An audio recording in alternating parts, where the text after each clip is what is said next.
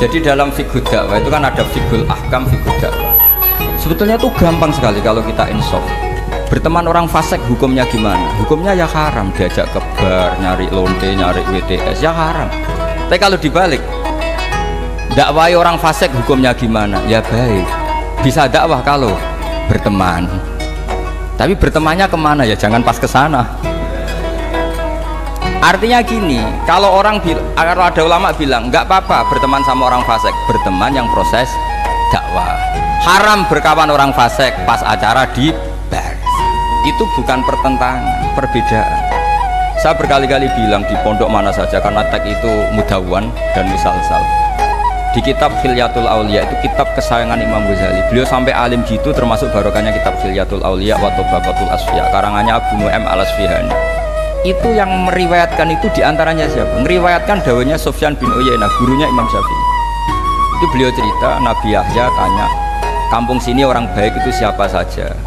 Kalau Nabi Isa tanya, kampung sini yang paling fasik siapa? Akhirnya Nabi Yahya tanya ke Isa, kenapa kamu selalu tanya orang fasik di mana? Saya ini Nabi, biman zilati tobib. Nabi itu adalah dokter, udawil mardo, di mana-mana dokter nyari yang sakit. Sehingga khazanah kita di kiai-kiai pesantren NU banyak kiai yang kereng, tegas, monggo. Ada kiai yang ngancani wong fasik-fasik, monggo. Yang repot nggak ngancani, memang bagian dari fasik. Yang keliru itu yang itu gitu. Yang bagian itu. Kalau ngancani berapa ya orang preman yang ditobatkan para kiai-kiai yang jalur tadi banyak. Jadi ini harus dilihat. Makanya itu ada fiqhud dakwah.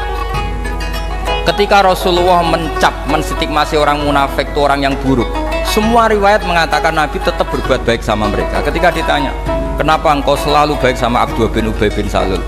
Karena kata Nabi, saya menghormati keluarganya. Itu gara-gara Nabi mau datang menyolati Abdullah bin Ubay bin Salul, itu keluarganya menjadi Islam kila itu ribuan. Karena betapa baiknya Rasulullah sing jenenge Muhammad, orang seburuk itu masih beliau datang. Nah ketika beliau datang, ini konteksnya apa coba? Konteksnya kan farqu bainal haqqi wa bainal batil, jelas enggak beliau datang di rumahnya orang fasik. Kompaknya adalah konteksnya ya ta'allafuhum, supaya mereka merasanya nyaman.